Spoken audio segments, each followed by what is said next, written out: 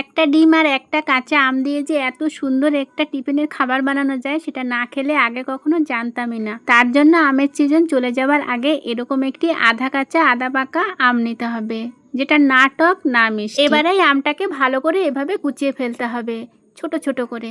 এবারে কড়াইতে তেল দেবো, তেল দিয়ে তার ভেতরে দিয়ে দেবো একটুখানি সর্ষেটা যখন লালচে লালচে ভাব চলে আসবে তার ভেতরে দিয়ে দেবো সেই আমটা দেওয়ার পরে একটু ফোঁটা লবণ আর দেবো একটুখানি চিনি। এবার একটু ভাজা ভাজা করব, যখন দেখবো কড়ার সঙ্গে লেগে লেগে যাচ্ছে আঠালো ভাব হয়ে গেছে তখন এটাকে তুলে নেব। এবারে নেবো একটা রুটির উপরে দিয়ে দেবো একটা ডিমটাকে ফেটে তার উপরে দিয়ে দেবো কয়েকটা কাঁচা লঙ্কা।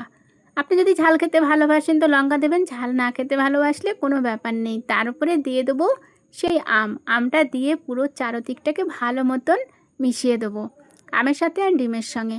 তারপরে এটাকে উল্টে দেবো। ব্যাস হয়ে গেল। এবারে কেটে কেটে পিস করে পরিবেশন করে ফেলুন। এভাবে একবার টেস্ট করে দেখুন, খেতে কিন্তু অসাধারণ।